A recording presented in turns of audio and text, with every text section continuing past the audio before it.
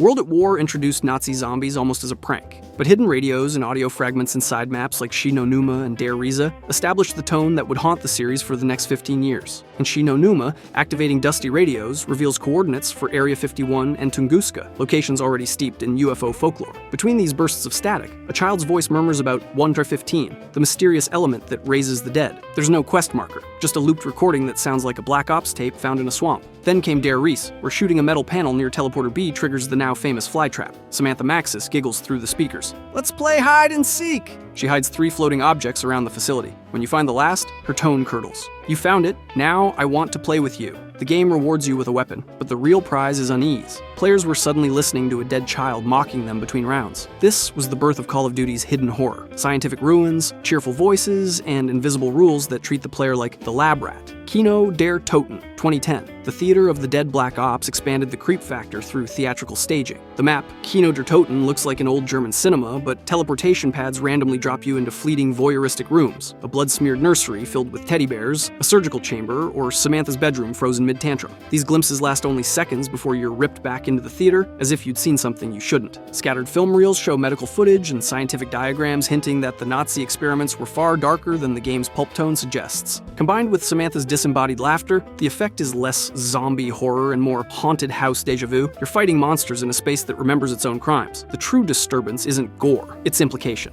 Kino never tells you whose blood coats the walls or why the teddy bears are arranged like witnesses. It trusts your imagination to finish the scene.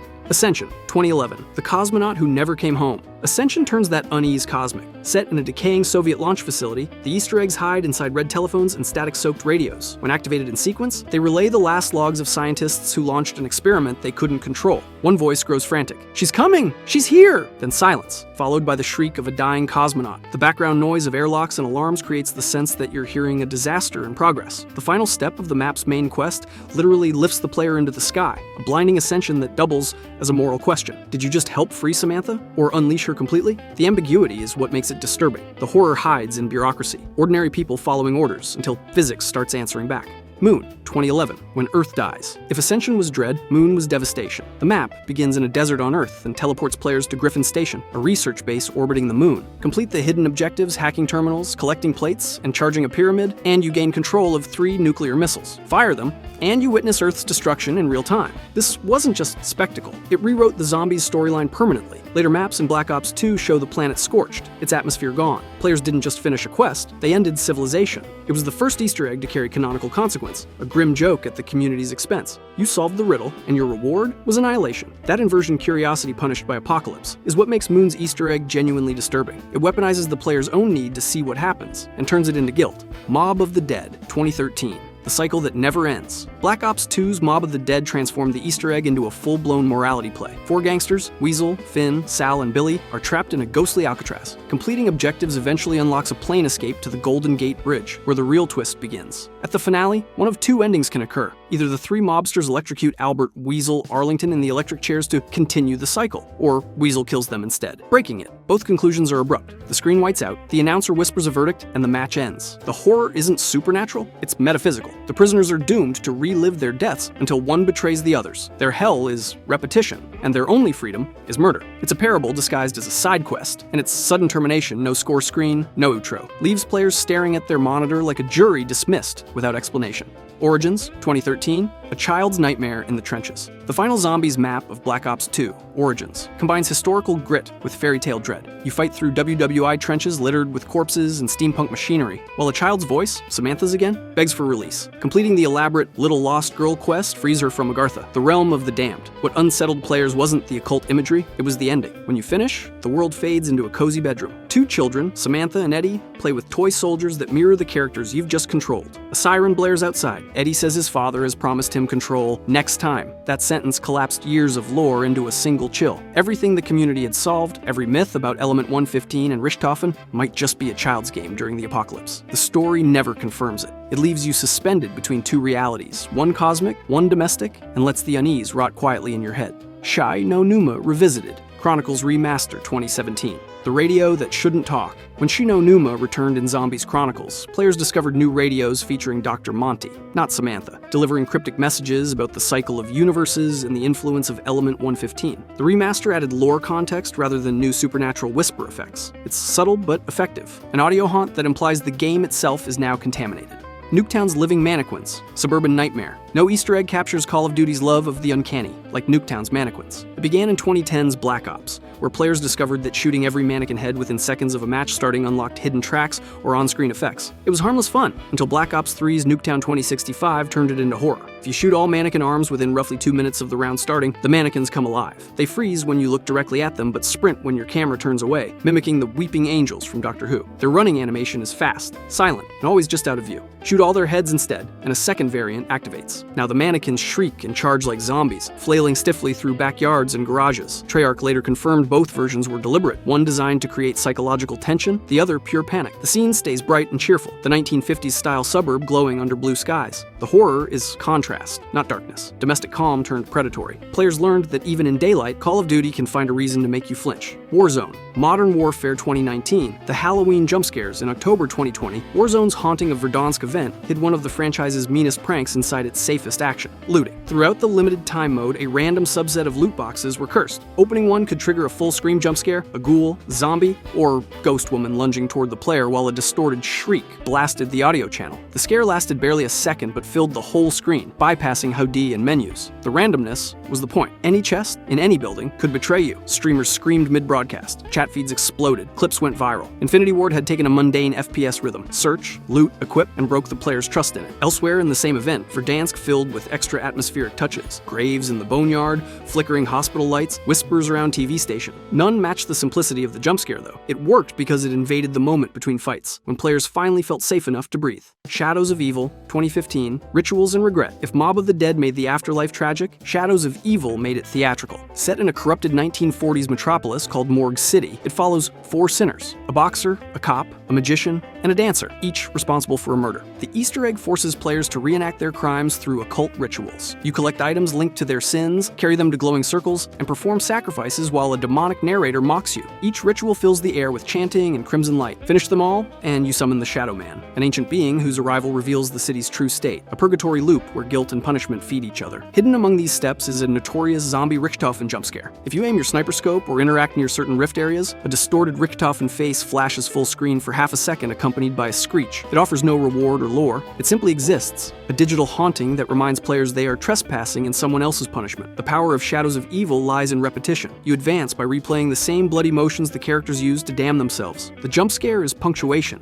not decoration. The Giant, 2015, The Flytrap Reborn. When Treyarch remade Der Riese as the Giant, they resurrected the original Flytrap Easter egg but shifted its tone. Shooting the small electrical panel near Teleporter B still triggers Samantha's familiar challenge. Let's play a game! You must then find 3 hidden objects: a teddy bear, a monkey bomb, and a film reel scattered around the facility. Yet the reward feels different. In World at War, Samantha's laughter was playful. In The Giant, her voice sounds weary, almost mocking. After the final item, she whispers, "You win! Game over!" The line chills because the zombie's storyline has changed. Samantha is older, haunted by her own history. What once felt like a mischievous child now sounds like a spirit remembering every past loop. The remake also hides new audio logs from Dr. Maxis, speaking from beyond the grave about his daughter and the futility of their experiments. The tape ends with silence. Taken together, The Giant turns nostalgia into a seance. You aren't replaying an old map, you're summoning its ghosts. Der Eisendrache, 2016. Music for the dead players searching Der Eisendrache, the snow-covered Austrian castle atop a Nazi rocket base, discovered a different kind of secret. Instead of whispers or ghosts, it hides a musical Easter egg. Interact with 3 glowing teddy bears scattered around the map, and the track Dead Again by Kevin Sherwood and Elena Siegman starts to play. At first, it sounds like standard Zombies metal, heavy drums, melodic vocals, until the lyrics sink in. The song is sung from the perspective of someone who keeps waking up after death, aware of every resurrection and craving release. Within the context of a mode built on endless waves of undead, it hits hard. The track's title, Dead Again, mirrors the storyline's loop of dying, reviving, and reliving the same fights. It's self-aware horror. No gore, no monsters. Just the acknowledgement that the characters and players are trapped in entertainment built from eternal suffering. Revelations, 2016. The end of everything. By the time Revelations launched in Black Ops 3, zombies had become a cosmic tragedy. The map opens in a dimension stitched together from fragments of earlier arenas. Nacht der Untoten, der Eisendrache, and Mob of the Dead, floating like wreckage in space. You're literally fighting through the ghosts of the series past. The main Easter egg, A Better Tomorrow, requires building the Apothicon Servant, a weapon formed from living alien parts, and entering the enormous Apothicon creature itself. Inside, walls pulse with veins and teeth. The geometry feels alive. Players feed Keeper souls into rune-covered vessels and fight waves of undead while the map throbs like a heartbeat. Finishing the ritual triggers a cinematic where Dr. Monty purges the corruption and rewrites reality. The Shadow Man is sealed inside the summoning key, and Monty removes the heroes Richtofen, Dempsey, Takeo, and Nikolai from this version of existence to set things right. The ending's ambiguity made it disturbing. Did Monty save them, erase them, or restart the cycle? The horror of Revelations isn't blood or monsters, it's futility. Every Easter egg since World at War leads here, and the answer is that your victories only maintain an endless loop. The universe isn't a story, it's digestion. Zombies in Spaceland, 2016. Laughing into the Abyss. Infinity Ward's Zombies in Spaceland looks like neon comedy. It's set in an 80s amusement park with a disco soundtrack and David Hasselhoff as an in-game DJ. Yet beneath the glow sticks and roller coasters is a premise darker than any Nazi bunker. The villain, Willard Wyler, is a horror director who traps actors inside his films, forcing them to die on camera to satisfy a cosmic entity known as the Beyond. The main Easter egg, Soul-Key, tasks you with fighting through movie sets while Wyler narrates your deaths like a studio head giving notes. Defeating the alien boss doesn't free the cast. Instead, Wyler congratulates them and resets the reel, moving their souls to the next production. The subsequent maps, Rave in the Redwoods, Shaolin Shuffle, Attack of the Radioactive Thing, and The Beast from Beyond, continue the cycle, each genre another prison. What makes Spaceland disturbing is its tone. Everything screams nostalgia. Synths, arcades, candy colors, yet you're playing victims in a loop where entertainment itself becomes the torture. The more the game jokes, the more wrong it feels. Rave in the Redwoods, 2017. The forest that watches the sequel map swaps neon for nightmare. In Rave in the Redwoods, the trapped actors wake in an abandoned summer camp overrun by spirits. Completing the quest requires entering Rave mode by consuming glowing vials scattered around the woods. Under the influence, the forest transforms. Lights strobe, trails distort, and faint backward laughter and whispering voices echo through the trees. Some are reverse dialogue from Willard Wyler himself, taunting the player. The drug trip aesthetic hides a meta message. You're not surviving, you're filming your own sequel. The main Easter egg leads to another showdown with Wyler's monster and the same grim punchline. Beat it, and Wyler drags the survivors into yet another script. Every success only tightens the reel. The horror here isn't gore or monsters, it's recognition. The characters slowly realize they're being written, and that awareness becomes the punishment. Shaolin Shuffle, Attack of the Radioactive Thing, and The Beast from Beyond. The cycle closes. Each later, Infinite Warfare. Zombies map repeats the pattern in a new genre. Kung Fu Grindhouse, 1950s creature feature, and sci-fi-based meltdown. In every one, Willard Wyler stages the same story under new lighting. Only the final map, The Beast from Beyond, breaks it. Finishing all prior Easter eggs unlocks the director's cut, letting players face Mephistopheles, the demon controlling Wyler and the Beyond. The boss fight takes place in a collapsing projection room where the film itself burns. When it ends, the characters fade to black, free or erased, no one knows. In meta terms, it's Call of Duty confronting its own loops. Every Zombies saga had trapped its heroes in repetition. Infinite Warfare just made that literal. Black Ops, 2010. The numbers that won't stop. Not all disturbing secrets come from zombies. The first Black Ops campaign delivered psychological horror through MK Ultra brainwashing. Between missions, protagonist Alex Mason sits bound in a chair while unseen interrogators chant, "What do the numbers mean, Mason?" The sequence is interactive. You can tilt, struggle, and eventually break free. Hidden terminals expand the lore. Typing Zork opens the 1980s text adventure. DOA launches Dead Ops Arcade. Exploring files reveals transcripts of experiments, chemical tests, and conditioning programs. The more you read, the more it feels like the menu is Mason's mind, a simulation you're trapped inside. The game's audio logs deepen the unease. In the mission Rebirth, a tape labeled Subject Nager G6 plays screams and a metronome used for conditioning. The sound design mimics hypnosis sessions, and it's easy to miss unless you explore. Black Ops didn't need ghosts. It made horror out of bureaucracy. People turned into code. Orders whispered until they become thought. Black Ops Cold War, 2020. The numbers return. Treyarch revisited that paranoia in Black Ops Cold War. The campaign hub, a CIA safehouse, hides its own secrets. Interact with the computer terminal to access classified logs referencing Soviet numbers programs and psychological operations. The side mission Operation Chaos extends the motif. You decrypt numbers station broadcasts by cross-matching evidence. Optional cassette tapes replay radio interference, propaganda, and looping numeric codes, the same cadence that haunted Mason in 1968. If you linger on the recordings, extra layers fade in. Overlapping voices, low-frequency hums, and snippets of distorted English and Russian. It isn't a jump scare. It's an atmosphere designed to feel wrong. You're sitting in a 1980s safehouse, but the walls are still whispering. Cold War's brilliance lies in subtle recursion. 10 years after the first Black Ops, the numbers keep transmitting, implying that brainwashing never really ended. The horror is continuity, not dying, but being rewritten.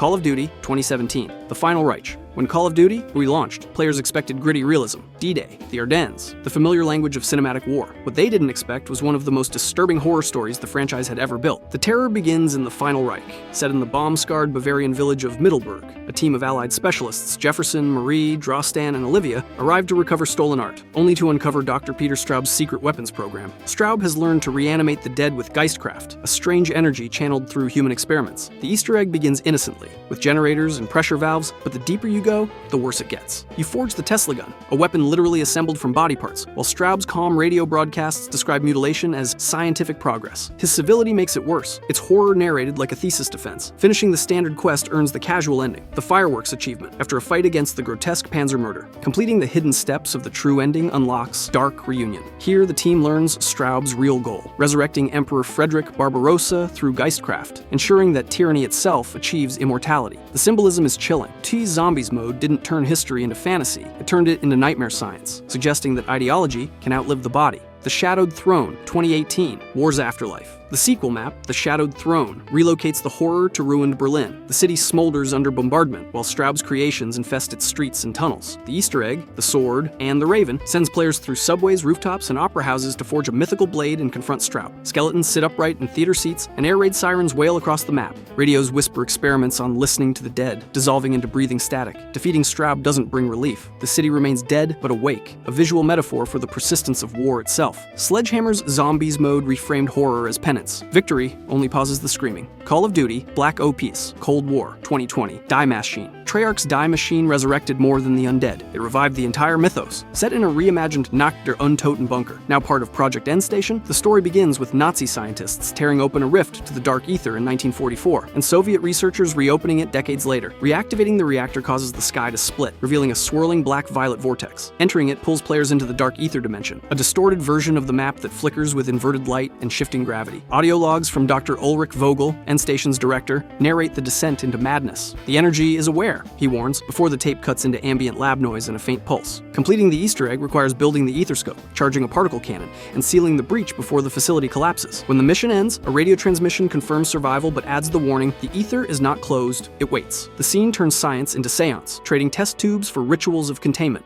Mauer der Toten, 2021, Berlin's second death. Mauer der Toten, literally Wall of the Dead, revisits Berlin in the 1980s, now split between survivors, Soviet occupiers, and legions of the undead. Here the villain is Dr. Alexandra Valentina, born Angelica Hannibal Vogel, a KGB scientist corrupted by the Dark Ether and haunted by her family's past with Endstation. The player must assemble Klaus, a combat robot originally built for city defense, then upgrade his AI and weapon systems. As the quest progresses, Klaus becomes aware of his own existence, remarking on duty and humanity with growing melancholy. The finale forces a moral exchange. Klaus sacrifices himself by carrying an Ethereum warhead into the Dark Ether portal, sealing the breach and preventing Valentina's army from escaping. The flash of light that follows is both victory and funeral pyre. Rather than a heroic speech, Mauer der Toten ends with a robot's silence, a mechanical echo of all the human soldiers who died twice in Berlin. Call of Duty, Vanguard, 2021-2022, Demons of War. Sledgehammer's Vanguard pushed the Dark Ether myth into the occult. The launch map, Der Anfang, unfolds in occupied Stalingrad and introduces Oberfuhrer Wolfram von List, a Nazi officer who binds himself to the demon Cortifex the Deathless. This alliance opens the gateway between worlds. The player, bound to rival Dark Ether entities, Nordicus, Invictor, Syraxis, and Belkar, completes combat objectives while these voices whisper contradictory commands. Some urge vengeance, others pity. Their overlapping dialogue fills quiet moments with dissonant noise, as if the demons argue inside your head. Gone are the rigid waves of classic zombies. Instead,